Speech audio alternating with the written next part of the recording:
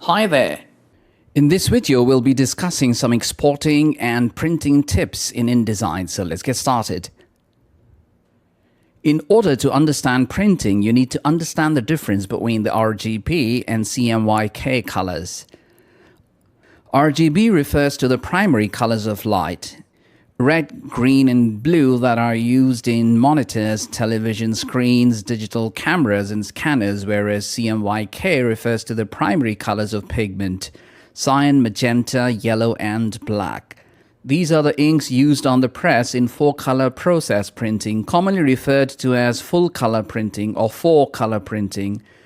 The combination of RGB lights creates white, while the combination of CMYK inks creates black. Therefore, it is physically impossible for the printing press to exactly reproduce colors as we see them on our monitors. To make you understand the separation process of the CMYK colors, let's go to Window and then Output and select Separation Process option. Everything you see on the artboard is made up of these 4 colors. The K of CMYK actually stands for key, as it's a key color or key plate. The colors you see on the screen are in the RGB mode, but when they're printed, they need to be converted to CMYK. Here, if I remove the rest of the colors and make it a grayscale image, it is going to look much like this, which means the highlights, the midtones, the shadows are all achieved using different tones of black. When I select just the yellow color, this image is going to look like this. Magenta covers quite a lot in this image. As you can see, it brings about a lot of details in the image, and so does cyan. Particularly the sky and the shadows are covered pretty well using cyan. Now, on top of cyan, when the printer adds magenta, it will start to look something like this. You can find the different colors forming of the mountain, the sky, and the ground as well, but the overall image still looks very dull. Add yellow and it will enhance the image a little further, but doesn't complete the image because the key color is still missing. You might think that this image does appear to have black in certain parts, but those dark areas are made up using the combination of cyan, magenta, and yellow. The moment we add black, or the key color so to speak, the image gets its depth. So ideally, most of the color images that you see are made up of different tones of these 4 colors. They're called process colors. However, there can be spot colors added on top of these colors, like the metallic color or pastel color, to achieve certain effects. Let me add a rectangle to the image to explain this.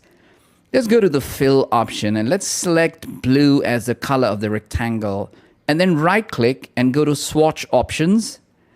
In the pop-up menu, update the color type to Spot. And from the color mode, let's change the color mode to Pantone Metallic Coated, which will further reveal a set of colors. These are different metallic shades of the Pantone Metallic Coated color, so let's pick one for our rectangle here. Now you can see in the separation there is a 5th color added because it's a spot color or a special color that will be added to the image on top of the CMYK combination. Now you might think, can we not achieve this color using the combination of CMYK? Yes, you can to some extent, but it can only come close to this color, but not exactly the metallic shade that we get using the Pantone color. Try removing magenta, yellow, and black, and you can find that although cyan is closer to the Pantone color than the rest of the process colors, but the Pantone shade can still not be achieved using cyan alone. Alright, let's delete the rectangle. Now let's say we want to send this document to a printer. So ensure that when you send someone an InDesign file, you need to send all linked graphics and necessary fonts along with the project file. And to achieve that, you need to go to File and then select Package. In the dialog box that appears, the moment I click Package, it is going to ask me to save the document as I haven't saved it. Let's save it as Export and hit Save. What we saved was the document, and now it's asking us to save the package. So I'm going to let the name be Export Folder, and also ensure that the Copy Font, Copy Linked Graphics, and Update Graphic Links and Package options are checked, and hit Package. It might give you a warning that restrictions to copy fonts apply, so just hit OK. When you go to the package folder, you'll find it has the InDesign document, the PDF, the image, etc. So you can either send these documents separately to the printer, or the better way is to compress this folder into a zip format and then send it. Another thing to remember while working on a document is to set a pre-flight profile. So click here at the bottom panel and select Define Profiles. And in the dialog box, click the plus button at the bottom left to create a new pre-flight profile and give it a name. I'm going to name it InDesign Print. The reason why you should set a pre-flight profile is to ensure that while you edit your document, the pre-flight panel warns of problems that can prevent a document or book from printing or outputting as desired. These problems include missing files or fonts, low-resolution images, overset text, and a number of other conditions. So once your setting is complete, hit OK. Let me remind you that we've just created a pre-flight profile. We haven't applied it yet. To apply it, click the drop-down and select the profile we've just created. And as you can see, there are no errors showing, which means it's good to go. To export our document, we need to go to File and then Export. Rename it to any name of your choice should you want to, and pick the right format from here.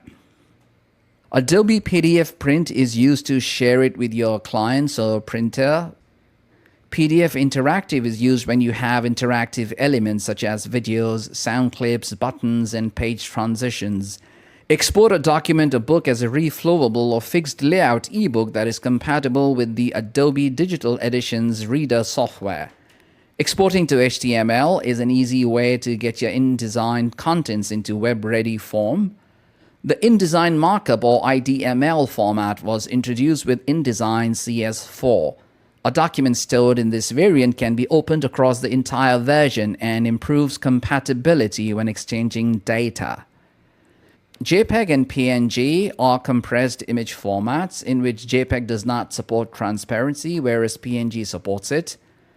Lastly, XML or Extensible Markup Language format can be viewed in a browser, an XML editing application, or text editor. So pick the right format and hit Save, which will lead you to this screen.